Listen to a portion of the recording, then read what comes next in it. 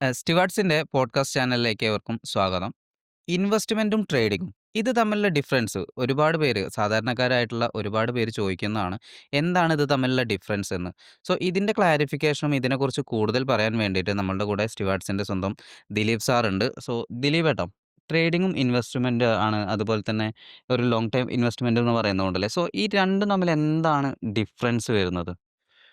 നമ്മൾ ഇൻവെസ്റ്റ്മെന്റ് ആണ് നോക്കുന്നതെങ്കിൽ ഒരു ലോങ് ടൈം ഗെയിന് പ്രതീക്ഷിച്ചുകൊണ്ട് ചെയ്യുന്നതാണ് ആക്ച്വലി ഇൻവെസ്റ്റ്മെന്റ് എന്ന് പറയുന്നത്. ഉം. ഇപ്പോൾ നമ്മൾ ഡേ ട്രേഡിംഗ് നോക്കുവാണെങ്കിൽ നമ്മളതൊരു സ്കില്ല് ഡെവലപ്പ് ചെയ്തുകൊണ്ട് മാത്രം ചെയ്യാൻ പറ്റുന്നതാണ് അല്ലേ? ആ ഹാ. അതേപോലെ തന്നെ നമുക്ക് ഇൻകം അല്ല സോറി ഇതിനകത്തും ജനറേറ്റ് ചെയ്യുന്ന ഇൻകം എന്ന് പറയുന്നത് ഡേ ട്രേഡിംഗ് ആണെങ്കിൽ കൂടുതലാണ്. അതെ. ഇൻവെസ്റ്റ്മെന്റ് ആണെങ്കിൽ വളരെ റിസ്ക് കുറഞ്ഞതും അതേപോലെ തന്നെ ലോങ് ടൈമിലോട്ട് 1 ഇയർ അബോവ് ഒരു ഉം. 3 ഇയേഴ്സ് 5 ഇയേഴ്സ് അല്ലെങ്കിൽ 10 ഇയേഴ്സിൽ നമ്മൾ വളരെ കാലത്തേക്ക് സ്റ്റോക്സ് ഉം. അല്ലെങ്കിൽ ബോൺഡ്സ് കമ്മോഡിറ്റീസിൽ ഇതിലെല്ലാം ഇൻവെസ്റ്റ് ചെയ്യാം. ഉം. ഉം. ഓക്കെ. അപ്പൊ നമുക്ക് വളരെ ട്രേഡ് ചെയ്യാനുള്ള ടൈമില്ല. ആ. ഒരു 2 മണിക്കൂർ അല്ലെങ്കിൽ 3 മണിക്കൂർ ഒരു ദിവസം സ്പെൻഡ് ചെയ്യാൻ പോലും ടൈമില്ലാത്തവർക്ക് ഏറ്റവും പ്രിഫറബിൾ ആയിട്ടുള്ളത് ഇൻവെസ്റ്റ്മെന്റ് ആണ്. ഇൻവെസ്റ്റ്മെന്റ് ആണ്. അതേസമയം ഒരു സ്കില്ല് ഡെവലപ്പ് ചെയ്ത് നമുക്ക് ഡേ ടു ഡേ നല്ലൊരു ഏർണിങ്സ് ഡെവലപ്പ് ചെയ്യാൻ താല്പര്യമുണ്ടെങ്കിൽ ഏറ്റവും നല്ലത് ട്രേഡിംഗ് തന്നെയാണ്. ഓക്കെ.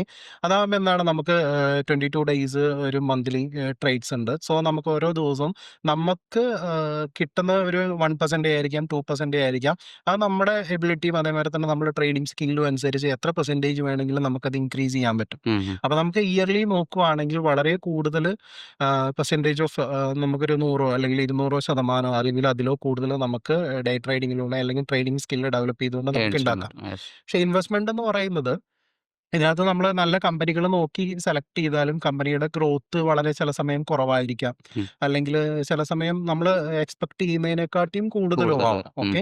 അപ്പോൾ ഇതിനൊരു ഗ്രോത്ത് സ്റ്റേജ് എന്ന് പറയുന്ന ഒരു എപ്പോഴും ലിമിറ്റേഷൻസ് എപ്പോഴും ഉണ്ട്. ഉം. ഉം. അതേപോലെ നമ്മൾ സെലക്ട് ചെയ്യുന്ന സ്റ്റോക്കുകൾ നല്ലതല്ലെങ്കിൽ ആ. എന്താ പ്രോബ്ലം എന്ന് വെച്ചാൽ നമ്മൾ ഇയർലി ഒരു 10 വർഷം കാത്തിരുന്നാൽ പോലും അതിനകത്ത് നിന്ന് ഒന്നും നല്ലൊരു ഏണിങ്സ് കിട്ടില്ല. നമുക്ക് ആ. കിട്ടണം എന്നില്ല. Yes, yes. അതാണ് മെയിൻലി ട്രേഡിങ്ങും അതേപോലെ തന്നെ നമ്മൾ ഇൻവെസ്റ്റ്മെന്റും. ഇൻവെസ്റ്റ്മെന്റും സെലക്ട് ചെയ്യുമ്പോഴുള്ള ഡിഫറൻസ് വരുന്നത്. Yes, yes.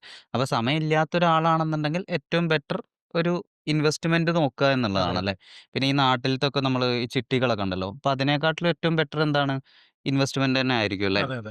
ഇൻവെസ്റ്റ്മെന്റ് കാറ്റഗറിയിൽ നോക്കുവാണെങ്കില്, ഉം. നമ്മള് ചിട്ടിയൊക്കെ എന്ന് പറയുമ്പോൾ നമ്മള് ചിലപ്പോ ഒരു 20 മാസം അല്ലെങ്കിൽ ഒരു 30 മാസം അല്ലെങ്കിൽ അങ്ങനെയായിരിക്കും ഉണ്ടാവുന്നാല്. ഇതുണ്ടാവുക. അതെ, അതെ. നമ്മൾ എത്ര ഇൻവെസ്റ്റ് ചെയ്താലും നമുക്കൊരു 75 അല്ലെങ്കിൽ 80% ആയിരിക്കും നമുക്ക് അതിനകത്ത് റിട്ടേൺ വരുന്നത്. ആ. ഓക്കെ. അത് നമുക്കൊരിക്കലും ഇത്രയും നാളിരിക്കുന്നത് കൊണ്ട് അതൊരിക്കലും ഗ്രോത്ത് വരുന്നില്ല. ഇല്ലില്ല. അതേസമയം നിങ്ങളത് പ്രിഫർ ചെയ്യുന്നത് ചിലപ്പോൾ നിങ്ങൾക്കൊന്നും അറിയില്ലെങ്കിൽ നിങ്ങൾ എന്ത് ചെയ്യുക, ഒരു ഉം. മ്യൂച്വൽ ഫണ്ട്സിൽ സെലക്ട് ആ. ചെയ്യുവാണെങ്കിലും ഇപ്പഴ് പല മ്യൂച്വൽ ഫണ്ട്സുകളും 15% to 30% വരെ നമുക്ക് റിട്ടേൺസ്. റിട്ടേൺസ് തരുന്നുണ്ട്. ഉം. ഉം. ഓക്കെ. ഉം. അപ്പോൾ അതാണ് ഏറ്റവും ബെറ്റർ ആയിട്ടുള്ളത്. ഉം. അപ്പോൾ നമ്മളെപ്പോഴും മ്യൂച്വൽ ഫണ്ട്സ് സെലക്ട് ചെയ്യുമ്പോൾ എബോവ് 3 ഇയേഴ്സ് എങ്കിലും ഹോൾഡ് ചെയ്യാനുള്ളൊരു ഇതിൽ വേണം നമ്മൾ ചെയ്യാൻ. ചെയ്യാൻ വേണ്ടിയിട്ടല്ലേ? പിന്നെ നമുക്ക് ഒന്നും അറിയില്ല. ഇനിയിപ്പോൾ വേറെ കാര്യങ്ങളൊന്നും അറിയില്ലെങ്കിൽ നമുക്ക് സെലക്ട് ചെയ്യാം.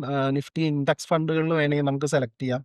ഇതിൽപ്പെട്ട നമ്മള് ഇൻവെസ്റ്റ്മെന്റിനെ കുറിച്ച് അത് പറഞ്ഞു. അതുപോലെ തന്നെ ഇപ്പൊ നമ്മള് എഫ്‌ഡി ഇടുകയാണെന്നുണ്ടെങ്കില് ല്ലേ, പണ്ടത്തെ ആളുകൾ കൂടുതലായിട്ടും ചെയ്തിരുന്നതാണ് എഫ്‌ഡി ഇടുന്നത്. അപ്പൊ ഈ എഫ്‌ഡിയും ഇൻവെസ്റ്റ്മെന്റും തമ്മില് മാറ്റമില്ലേ?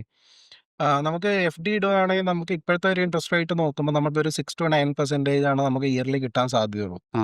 ഓക്കെ. അത് നമ്മളൊരു ലോങ് ടൈമിൽ ഒരു 10 വർഷത്തേക്ക് ഇരിക്കുകയാണെങ്കിൽ ഇതൊരിക്കലും ഇൻഫ്ലേഷനെ ബീറ്റ് ചെയ്ത് ഒരിക്കലും നല്ലൊരു എമൗണ്ട് ആയി മാറില്ല. അതേസമയം നമ്മൾ ഇൻഡെക്സ് ഫണ്ടിലോ അതേമാതിരി തന്നെ മ്യൂച്വൽ ഫണ്ട്സിലൊക്കെ ഇടുവാണെങ്കിൽ നമുക്കൊരു 15 to 13% ഉണ്ട്. അത് മാത്രമല്ല ഇത് നോർമലി ഇൻഫ്ലേഷനെ ബീറ്റ് ചെയ്തിട്ടാണ് അത് പോകുന്നത്. ആ. അപ്പൊ ആ. അതുകൊണ്ട് തന്നെ നമുക്കൊരു നല്ല റിട്ടേൺസ് ആയിരിക്കും എന്താണ് ഒരു ആഫ്റ്റർ 5 ഇയേഴ്സ് അല്ലെങ്കിൽ 10 10 ഇയേഴ്സ് ഇയേഴ്സ് നമുക്ക് കിട്ടുക. കിട്ടും. നമ്മൾ നോർമലി എഫ്ഡിയിൽ മാത്രം ചെയ്യുവാണെങ്കിൽ നമ്മളൊരു ഇയർ ഒരു 10 വർഷമൊക്കെ കഴിഞ്ഞ് കഴിഞ്ഞാൽ നമുക്ക് എന്ത് ചെയ്യാൻ പറ്റില്ല. അത് നല്ലൊരു വലിയൊരു എമൗണ്ട് ആവുകയില്ല. അത് ഒരു 10 വർഷം കഴിഞ്ഞിട്ട് നമുക്ക് യൂസ് ചെയ്യാൻ പറ്റുന്ന ഒരു നല്ലൊരു എമൗണ്ടും ആയിരിക്കില്ല. ഉം. അപ്പോൾ അതുകൊണ്ട് ഏറ്റവും പ്രിഫർ ചെയ്യുന്നത് ഒന്നില്ലെങ്കിൽ ഇൻഡെക്സ് ഫണ്ടിൽ ഇൻവെസ്റ്റ് ചെയ്യുക അല്ലെങ്കിൽ നല്ലൊരു ഫിനാൻഷ്യൽ കൺസൾട്ടന്റിനെ കണ്ടതിന് ശേഷം നമ്മൾ എന്ത് ചെയ്യുക സ്റ്റോക്സിൽ ഇൻവെസ്റ്റ് ഇൻവെസ്റ്റ്മെന്റ്. ചെയ്യുക അല്ലെങ്കിൽ നല്ല നല്ല മ്യൂച്വൽ ഫണ്ട്സിൽ ഇൻവെസ്റ്റ് ചെയ്യുക. ഇതാണ് ഏറ്റവും പ്രിഫറബിൾ ആയിട്ടുള്ളത്. നിങ്ങൾ ഒരുപാട് പേരെന്താ എല്ലാവരും ജോലി ചെയ്യുന്ന ആളുകളാണല്ലേ. അപ്പൊ അതിന്റെ തിരക്കിൽ നിങ്ങൾക്ക് ട്രേഡിംഗ് ചെയ്യാനോ അല്ലെങ്കിൽ ഒരു ഷോർട്ട് ടൈം ഇൻവെസ്റ്റ്മെന്റുകളോ ഒന്നും പറ്റുന്നുണ്ടാവില്ല. അതുകൊണ്ട് എന്ത് ചെയ്യാം, ലോങ് ടൈം ഇൻവെസ്റ്റ്മെന്റുകൾ എല്ലാവർക്കും ചെയ്യാവുന്നതാണ്, സേഫസ്റ്റും ആണ്. പക്ഷെ അതും എന്ത് വേണം, പഠിച്ചതിന് ശേഷം മാത്രം, അല്ലെങ്കിൽ ഫിനാൻഷ്യലി കൂടുതൽ അറിയുന്ന എക്സ്പീരിയൻസ്ഡ് ആയിട്ടുള്ള ആളുകളുടെ അടുത്ത് നിന്ന് ചോദിച്ച് മനസ്സിലാക്കിയിട്ട് മാത്രം ഇൻവെസ്റ്റ്മെന്റ് ചെയ്യുക.